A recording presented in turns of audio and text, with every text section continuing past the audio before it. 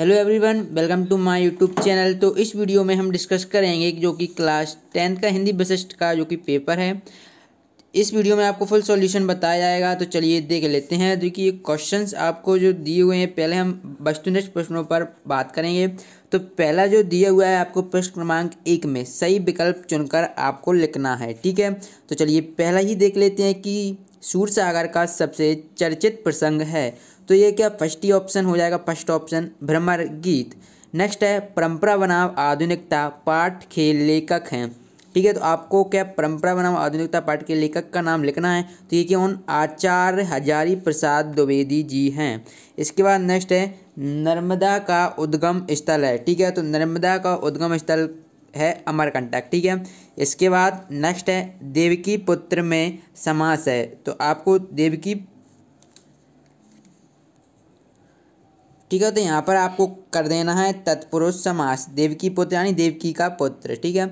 इसके बाद नेक्स्ट है अद्भुत रस का स्थायी भाव है। तो सभी को पता है अद्भुत यानी आश्चर्य, और हम आश्चर्य को विस्मय भी बोल सकते हैं, बोल सकते नहीं, बोलते ही हैं। इसके बाद नेक्स्ट है प्रश्न क्रमांक 2 में रिक्त स्थानों की पूर्ति करना है आप लोगों को। तो देखिए पहला क्या है, चतुर्चतेरे कूर पंक्ति कवि द्वारा लिखित है। तो ये बिहारी द्वारा लिखित है। इसके बाद नेक्स्ट है आधुनिकता का विरोध करती है, आधुनिकता संप्रदाय का विरोध करती है। सुश्रुत संहिता में शल्य यंत्रों की संख्या बताई गई है, ठीक है। तो कितनी, 101 बताई गई है, ठीक है। तो यहाँ पर आपको 101 कर देना है। अर्थ के आधार पर वाक्य कितने प्रकार के होते हैं। तो सभी को पता है अर्थ के आधार पर वाक्य 8 प्रकार के होते हैं। जिसके प्रति स्थायी भाव उत्पन्न होते हैं वो कहलाता है, ठीक है। तो इसका जो आंसर होगा वो सभी लोग जानते होंगे, जिसके प्रति क्या बोल रहा है कि स्थायी भाव उत्पन्न होता है, ठीक है।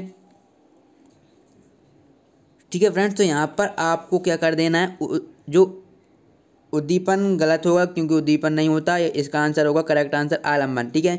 जिसके प्रति स्थायी भाव उत्पन्न होते हैं वह क्या, आलम्बन कहलाता है। इसके बाद प्रश्न क्रमांक 3 जो कि निम्नलिखित प्रश्नों के उत्तर एक वाक्य में लिखना है आपको, ठीक है। साधु से क्या नहीं पूछना चाहिए। तो आप एक वाक्य में लिखेंगे इस क्वेश्चन को पूरी तरीके से। तो क्या साधु से हमें साधु की जाति नहीं पूछना चाहिए, ठीक है। चलिए इसके बाद नेक्स्ट देख लेते हैं, पंजाब केसरी के नाम से कौन प्रसिद्ध है। तो सभी लोग जानते हैं कि पंजाब केसरी के नाम से लाला लाजपत राय जी प्रसिद्ध हैं। इसके बाद नेक्स्ट है क्वेश्चन जो कि थर्ड है, शल्य चिकित्सा के प्रवर्तक कौन हैं। तो सभी लोग जानते होंगे कि शल्य चिकित्सा के प्रवर्तक सुश्रुत हैं, ठीक है। इसके बाद नेक्स्ट है उपासना करने वाला क्या कहलाता है, ठीक है।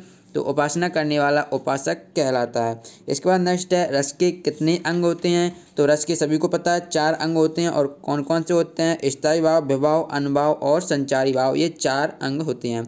इसके बाद चलिए नेक्स्ट देख लेते हैं प्रश्न क्रमांक 4, सही जोड़ी बनाकर आपको लिखना है, ठीक है।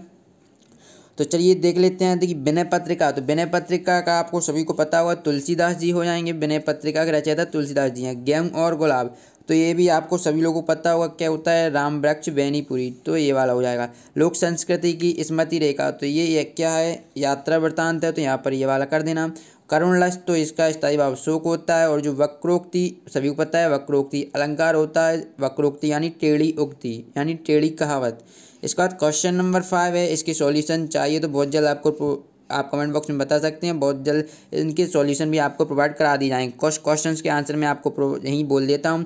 सूरदास ने निर्गुण की अपेक्षा सगुण को श्रेयस्कर क्यों माना है, ठीक है। तो आप इसका क्वेश्चन आप खुद लिख लीजिएगा, मैं बहुत जल्द वीडियो आएगी इसके सॉल्यूशन की, तो वहाँ पर आपको मिल जाएगी, ठीक है। इसके बाद बालक राम का मुख सौंदर्य कैसा लग रहा है, बालक, और इसके जो अध्यात्म था, बालक राम की कौन सी क्रियाओं से माताएं प्रसन्न होती हैं, सभी को पता था। इसके बाद नेक्स्ट है पीताम्बरधारी श्री कृष्ण के सौंदर्य का संक्षिप्त वर्णन करना है, ठीक है। रीतिकाल के 2 प्रमुख कवियों के नाम एवं उनकी 2 रचनाएं लिखना है, ठीक है। तो मैं यहाँ पर बता देता हूँ आपको। देखिए ये क्वेश्चन आंसर तो आप बुक में से भी देख सकते हैं। रीतिकाल के आपको पहले तो बिहारी हो जाएंगे, ठीक है। बिहारी, इनकी रचनाएँ, बिहारी इनकी एक ही रचना है, 2 रचना नहीं है। तो ये आप क्वेश्चन, ये आप बिहारी नहीं लिख पाएंगे, या क्योंकि इनकी ओनली बिहारी सच से ही अकेली रचना है, तो आप बिहारी छोड़ दीजिए। तो मैं दूसरा बोल देता हूँ केशव दास, ठीक है। तो केशव दास की जरूर 2 कम से कम बहुत सारी रचनाएं हैं, तो केशव दास, ठीक है। केशव दास पहला ऑप्शन आप ये लगाएंगे केशव दास, तो ठीक है। केशव दास की रामचंद्रिका और और सेकंड है शिवराज भूषण। ठीक है, ये तो केशव दास की हो गई। और घनानंद जो कि रीतिकाल के कवि हैं, तो इनकी एक सुजान हो जाएगी। ठीक है, और एक और आप देख लीजिएगा, मैंने बोल दिया। और इसके बाद नेक्स्ट है भारतेंदु।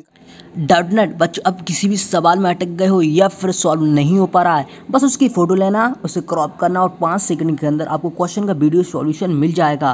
फिर चाहे आपका क्वेश्चन होमवर्क का हो, सीबीएसई बोर्ड का हो, बिहार बोर्ड का हो, महाराष्ट्र बोर्ड का हो या फिर किसी अदर स्टेट का हो, चाहे आईआईटी, जीमेंस, नीट, क्लास 6 से 12 सवाल, इन सभी सवालों का जवाब मिलेगा डाउटनेट ऐप पर। या फिर कोई भी सब्जेक्ट हो, फिजिक्स, केमिस्ट्री, मैथ, बायोलॉजी, इन सभी सवालों का जवाब मिलेगा डाउटनेट ऐप पर। साथ ही क्लास 9 से 12 के बच्चों के लिए चल रही है इंग्लिश और हिंदी में लाइव क्लास, यानी अब पूरी पढ़ाई होगी डाउटनेट ऐप पर।